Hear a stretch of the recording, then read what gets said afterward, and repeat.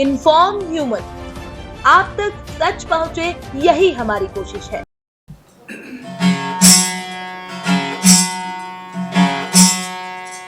राम किसी को मारे नहीं और सबके दाता राम, अपने आप मर जाएंगे और कर कर खोटे का।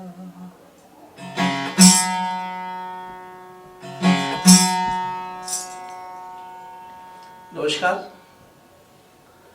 आज हमारे इन्फॉर्म ह्यूमन स्टूडियो में हमारे मालवांचल के एक ऐसे व्यक्तित्व जिनको भारत सरकार द्वारा पद्मश्री से सम्मानित किए जाने का जब संदेश प्राप्त हुआ तो उस व्यक्तित्व को नहीं, पूरे मालवांचल के लोगों को एक आश्चर्य नहीं, एक यथार्थ में बात सामने आई है। हमारे बीच में आज कबीर के गीतों के सुप्रसिद्ध गायक कालूराम जी बामनिया जी उपस्थित हैं। हम आपका बहुत बहुत स्वागत करते हैं। 600 वर्ष पूर्व भारत में एक ऐसा संत पैदा हुआ जिसने अपनी सुदक्कड़ी भाषा के साथ उन गीतों की रचना की है जो कि आध्यात्मिक रूप से निर्गुणपंथी शैली के साथ और धर्मनिरपेक्षता को लेकर के, जिसने भारत ही नहीं समस्त मानव जाति के बीच में एक बड़ा नाम स्थापित किया है और श्रद्धा के साथ जिसका नाम लिया जाता है वो है कबीरदास जी। कबीरदास जी के गीतों को गाना बहुत ही मुश्किल है। संगीत के तमाम राग उनके गीतों में सम्मिलित हुआ करते हैं। उन गीतों को गाने की एक अलग ही शैली है और उस शैली के साथ गाने वाले हमारे कालूराम जी बामनिया साहब, जिन्हें हाल ही में पद्मश्री सम्मान से सम्मानित किया जाना तय किया गया है। मैं आपसे एक प्रश्न थोड़ा सा छोटा सा करूंगा। बामनिया जी, ये जो कबीर के गीत हैं, इसकी वाचिक परंपरा कहाँ से शुरू हुई है? वैसे तो मालवा में बहुत सारे गायक हैं, लेकिन मैंने अपने दादाजी और पिताजी से सीखा है। 9 साल की उम्र में ही मैंने गाना शुरू किया और उससे भी पहले मैंने मंजीरे की संगीत करके दादाजी की गायकी को आत्मसात किया और मैं करता रहा। मूलतः आप कहाँ के निवासी? मूलतः मैं निवासी ग्राम कनेरिया का हूँ, मेरा जन्म स्थान है और अभी वर्तमान में टोंकखुर्द चला गया हूँ। कितने वर्षों से आप कबीर के इन गीतों से जुड़े हुए हो और लगातार अपने व्यवसाय के साथ इन गीतों में आप अभ्यास कर रहे हैं और साधना कर रहे हैं? वैसे तो मैं बचपन से गा रहा हूँ, लेकिन प्रोफेशनल लाइन में मैं विगत 32 साल से इसमें लगा हूँ और 32 साल से मैं गाते चला आ रहा हूँ। और उससे पहले मैंने बहुत संघर्ष किया, कुछ मेहनत मजदूरी करके भी मैंने इस गायकी को बरकरार रखी और बहुत सारी दिक्कत आई, लेकिन मैंने इसको नहीं छोड़ा। मुझे एक लत से लग गई थी। कबीरदास जी के जितने भी दोहे हैं, उन दोहों का आत्मसात करने वाला व्यक्ति ने ईश्वर के समीप जाने की कोशिश अगर की है तो वो कबीरदास जी के जरिए। अब कबीरदास जी वो संत हुए हैं, वो कवि हुए हैं जिन्होंने गुरु और शिष्य की क्या परंपरा है, गुरु का महत्व कितना है, इसको अगर प्रतिपादित किया है। तो एक दोहा मुझे भी जब याद आता है, गुरु गोविंद दो खड़े काके लागू पाए, बलिहारी गुरु आपनी गोविंद दियो बताए। मतलब शिष्य को अपने गुरु से ज्ञान प्राप्त होने के बाद जब ईश्वर के दर्शन हुए तो वो भी आश्चर्य में पड़ गया कि मैं पैर किसके पढ़ूं, ईश्वर के पैर पढ़ूं या अपने ज्ञान देने वाले गुरु। कबीरदास जी ने उसे बड़े सरलता के साथ व्यक्त किया। आज भी बड़े बड़े आध्यात्मिक पुरुष इस दोहे के साथ गुरु की महिमा का वर्णन करते हैं। तो मैं एक सवाल जो आपसे कर रहा हूं कि इतने दोहे गुरु अपने कबीरदास जी ने लिखे हैं, तो आप सिर्फ कबीरदास जी को गाते हैं कि अन्य उस जो भक्ति युग में जो कवि हुए हैं, जिनको परंपरागत रूप से आपकी जो शैली है, इस शैली में आप विदक ग्रंथ की जो शैली है उस शैली के अंदर आप गाते हैं, तो क्या केवल कबीर को ही गाते हैं या अन्य जो कवि हुए उस दौरान भक्ति युग में उनको भी गाते हैं? नहीं, कबीर साहब के समकालीन संत हुए उनको सबको गाते हैं। वो संतों ने एक जैसी बात कही है, उसमें कबीर साहब अग्रणी है। इसमें जैसे कबीर, नानक, गोरख, मीरा, दादू, पलटू, रविदास, इनके सबके गाता हूँ, लेकिन मेन आप तो कबीर। कबीरदास जी से। आपने कबीरदास जी के उन दोहों को आप जरा प्रस्तुत करके बताएं जिन दोहों के कारण आप पर इस विधा में जाने का ज्यादा प्रभाव पड़ा है। वैसे मैं कबीर को अधिकतर क्यों मानता हूँ, उसका कारण है कि कबीर साहब ने जब मुगल काल में कंकड़ पत्थर चून की मस्जिद ले बनाए, ताचड़ मुल्ला बांग दे क्या बहरा हुआ खुदाए। तो ऐसे फकड़ मिजाज वाले संत जिन्होंने जाति, धर्म, पंथ, संप्रदाय सबसे ऊपर उठकर के बात कही, तो मैं उनकी बात को ज़्यादा आत्मसात करता हूँ और वो मुझे गहरे विचार मिले गए। फक्कड़ शैली के संत कबीरदास जी के दोहे आपको आपने आत्मसात करते हुए आप आगे बढ़े हैं। तो अब ये जो आप विगत कितने वर्षों की आपकी साधना हो गई है इसमें? हाँ, मैं बता रहा हूँ, वैसे तो मैं बचपन से गा रहा हूँ, लेकिन प्रोफेशनल लाइन में वगैरह 32 साल से हूँ। और आपके समकालीन ऐसे कोई कबीर पंथ के गायक हैं जो आपकी समकालीन स्थिति में आपके आदर्श बने हुए हैं? वैसे तो बहुत सारे गायक हैं मालवा में, लेकिन वैसे मैं टिपाणा जी को अपना आदर्श मानता हूँ, उनसे बहुत सारी प्रेरणा मिली और उनको मैं विगत 5-6 वर्ष पहले जिन्हें पद्मश्री मिली थी, और मेरे ख्याल से मालवांचल ही नहीं पूरे मध्य प्रदेश में आप दूसरे नंबर के ऐसे कबीर के गायक हैं जिनको कि प्रहलाद टिपाणा जी के बाद सीधी पद्मश्री हमारे मालवांचल में जी मिली हुई है। 2 पद्मश्री लगातार अगर मिली है तो वो कबीर के गीतों के गायकों को मिली, उनमें कालूराम जी बामनिया साहब हैं। और आइए हम उनसे एक छोटा सा प्रश्न मेरा ये है, और मेरे बीच में मेरे साथ में हमारी रिपोर्टर वैशाली शर्मा मेरे साथ में उपस्थित है, वो भी जानना चाहेंगी उसके मन में जो प्रश्न है, तो आप प्रश्न कर सकते हैं। नमस्कार। नमस्ते। मैं सबसे पहले आपसे यह पूछूंगी कि जो कबीर थे, कबीरदास जी जो थे, वो किसे अपना ईश्वर मानते थे? वैसे कबीर कहते हैं कि हे हाजिर और दूर, बताए दूर की बात निरासी, मोहे सुन सुना आव्यासी, जूं पानी में मीन पियासी। वो अपने अंदर की बात करते हैं, अंदर की खोज की बात करते हैं, और वो कहते हैं कि गुरु अंधियारा जान ये रू कहिए प्रकाश, मिटे अज्ञाने ज्ञान से गुरु नाम है दास। वो आत्मध्यायी, आत्मशोधित है, और स्वयं को बताते हैं कि आप अंदर ही देखिए। तो इसी के आगे मैं आपसे एक और क्वेश्चन पूछती हूँ। आपकी जो ये गायन श्रेणी है, ये किस श्रेणी से है? मालवी लोक शैली। जी सर। मालवी मतलब गीतों को मालवी गायन, मालवी शैली के अंदर गाने की ये लोक शैली। एक मेरा प्रश्न ये है कि आप इस शैली को लेकर के केवल मध्य प्रदेश में नहीं या मालवा प्रांत में नहीं, देश के कई बड़े बड़े शहरों में, तो आपकी जब ये हमारी जो मालवी शैली है, ये शैली देश के दूसरे जो शहर हैं उनमें किस तरह से आपको पसंद की जाती है? आपने देखा होगा किस तरह से लोग उसको पसंद करते हैं और उस तक उतारने की कोशिश करते हैं। विशेष करके कबीर जी को पूरे वर्ल्ड में जानते हैं और सब में उनको चाहते हैं, लेकिन हमने मालवी के अंदर कुछ हिंदी मिक्स की ताकि लोग उसको समझ पाए, लेकिन है उसमें मेन हिंदी है और मालवी उसके अंदर अपना बोल है। अच्छा, एक और बताइए कि आपने जैसे ये आपको पद्मश्री मिली, तो पद्मश्री एक लंबे अंतराल के बाद, काफी साधना के बाद मिलती है, तो आपने ऐसे कितने प्रोग्राम किए होंगे और कहाँ आपने प्रोग्राम दिए हैं और किस तरह से उस प्रोग्राम का आपको लोगों ने पसंद किया है? वैसे मैं जगह तो बता नहीं सकता हूँ कि कितने जगह गया, लेकिन भारत का कोई संभाग मेरे से छूटा नहीं है।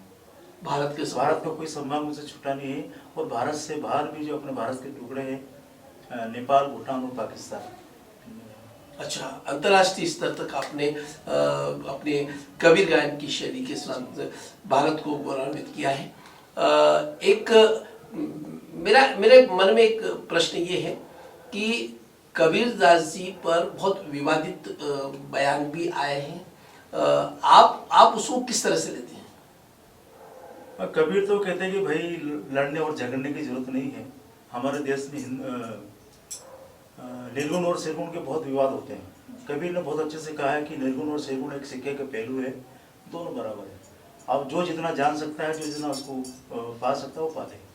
निर्गुणता के अंतर्गत जो कबीर के जो भाव हैं उस पर आप कोई दोहा जो आपकी शैली। अच्छा, एक और मेरा प्रश्न था कि आप ये जो वाद्य यंत्र है, इस वाद्य यंत्र को क्या कहा जाता है? और अक्सर मैंने देखा है कि जितने भी कबीर के भजनों को गाने वाले गायक हैं वो सभी इस यंत्र का प्रयोग करते हैं। तो ये वाद्य यंत्र कौन सा है और इस तरह इससे गाने का, इसके साथ ही गाने का, क्योंकि आजकल आधुनिक तौर पे देखें तो कीबोर्ड आ गए हैं, ऑक्टोपेड आ गए हैं और कई तरह के गिटार वगैरह है, तो ये कबीर के गीतों में ये वाद्य यंत्र कितना सार्थक है?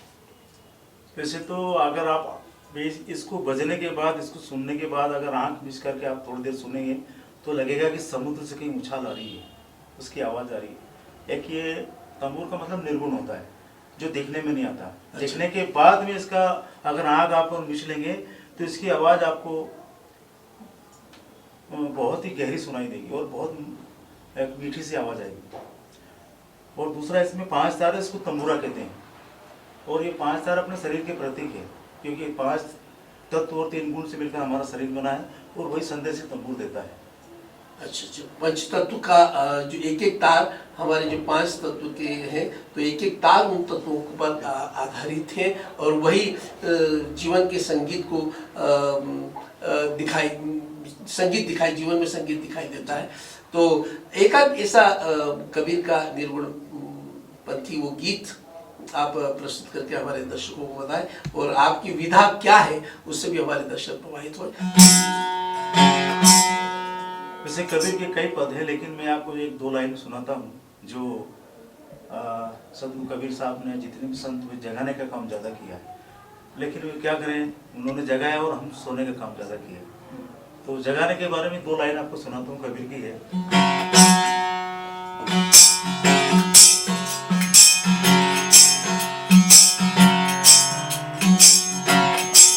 घना दिन सो लियो रे, अब तो जाग मुसाफिर जाग। घना दिन सो लियो रे, अब तो जाग मुसाफिर जाग। अरे पहले सोयो माता के गर्भ में, ओंदे मुखुआ झूला। पहले सोयो माता के गर्भ में, ओंदे मुखुआ झूला।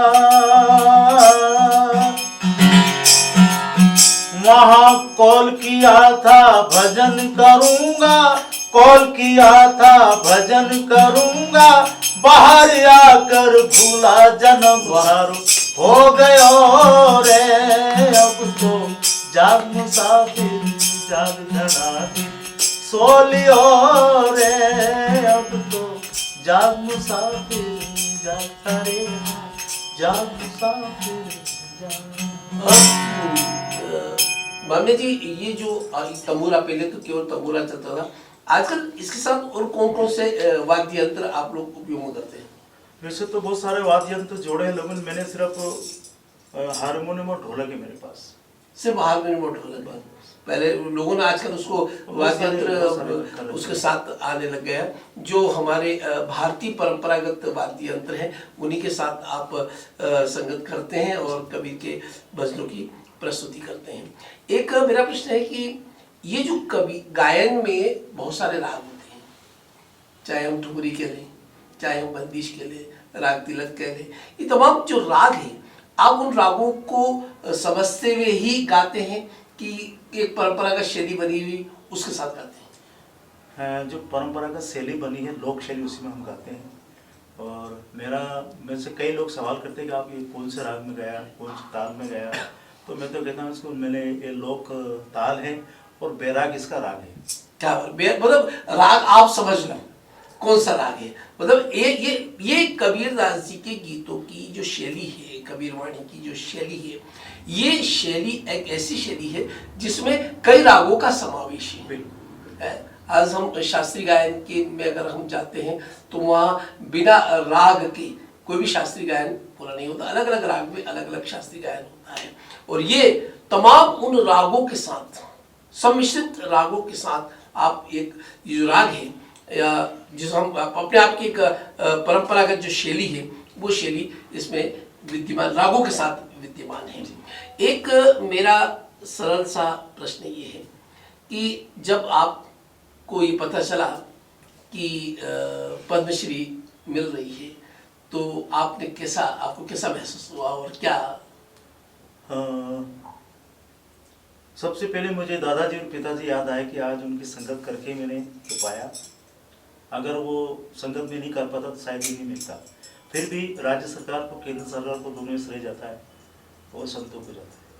आपके जैसे आपने बताया कि आपके दादाजी रामाजी बामनिया और देवीलाल जी बामनिया पिताजी आपके, उन्होंने भी भारत में कई स्थानों पर अपनी प्रस्तुतियाँ दी है या उनके समकालीन तो ये था नहीं, जितना भी ये मोबाइल है या आकाशवाणी दूरदर्शन जरूर था, लेकिन वो इतने प्रचलित थे। वो गांव में, समाज में चौपाल पे बैठकर गाते थे, चौपाल पे बैठे साफा पहन करके, और वो साधारण। इसकी ये जो हमारी कबीर की, तो इसकी कोई वेशभूषा भी निर्धारित थे कि आप साधारणतः बैठ जाते हैं, क्या है उसका? नहीं, अभी हमने इसको आउट ऑफ स्टेट में जाते हैं तो मालवा की जो वेशभूषा है उसको पहनते हैं, साफा, कुर्ता और धोती और जैकेट पहनते हैं, ताकि अपने मालवा की वेशभूषा, मालवा की भाषा, मालवा की बोली के साथ मालवा की जो शैली है हमारी, उस शैली को लोग उन भजन गायकों के, उन कवियों के गीत जो कि भक्ति युग में हुए, मीरा, तुलसीदास जी, सूरदास जी, रसखान, इनके गीतों को मालवी लोक शैली में गा करके, और आज आपने पद्मश्री के स्थान पर पहुंचे हैं। आपको बहुत बहुत बधाई और शुभकामना। मेरा एक चलते एक सवाल और है और निवेदन भी है आपसे कि आपके पसंदीदा जो आजकल जो लोग ज़्यादातर सुनते हैं उसमें मैं ज़्यादातर सोचता हूँ कि जरा हल्के गाड़ी वाले ये गीत लोगों के जहन में ऐसा पहुंचा हुआ है कि जब भी कोई उसे सुनते हैं तो मतलब वो मंत्रमुग्ध हो जाता है। तो वो गीत निर्गुणपति गीत है और बिल्कुल आत्मा और परमात्मा का उन्होंने उसमें मिलन करने की कवि ने कोशिश की है। तो उस गीत को आप थोड़ा सा। आज से 650 साल पहले कबीर साहब ने कहा था कि धीरे धीरे गाड़ी को आंचना, और बैलगाड़ी की स्पीड कितनी आप जानते हैं, लेकिन फिर भी कहा था कि इसको धीरे चलाना। उसको धीरे चलाने का मायना इस गाड़ी के अंदर है कि उस बैलगाड़ी के माध्यम से, काया रूपी बैलगाड़ी की बात कहेगी, इसको धीरे धीरे चलाना, अन्यथा मंजिल तक पहुंचेगा नहीं तो बीच में रह जाएगा। तो धीरे धीरे का मतलब उसने समझाया कैसे।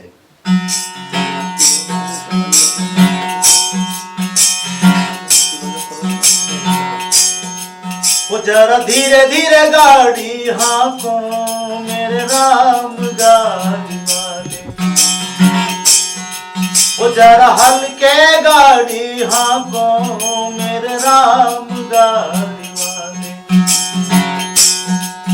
या गाड़ी मारी रंग रंगीली पैया है लाल गुलाल,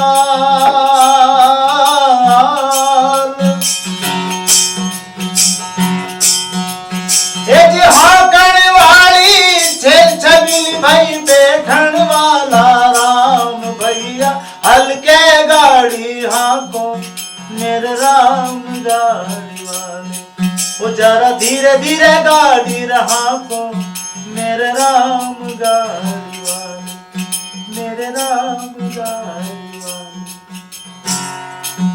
ये थे हमारे कालूराम जी बामनिया साहब, जिन्हें भारत सरकार द्वारा पद्मश्री से सम्मानित किया जाना है। और ये हमारे मालवा प्रांत के लिए, हमारे देवास जिले के लिए गौरव का विषय है कि हमारे देवास जिले के टोंक खुर्द के निवासी कालूराम जी बामनिया साहब को कबीर की शैली में गाने पर और कबीर के गीतों को जन कल्याण के लिए जन भावनाओं को जागृत करने के लिए एक पद्मश्री बड़ा पुरस्कार, राष्ट्रीय पुरस्कार पद्मश्री से सम्मानित किया जा रहा है। पूरे देवास जिले की ओर से, इन्फॉर्म मोड की ओर से आपको बहुत बहुत बधाई।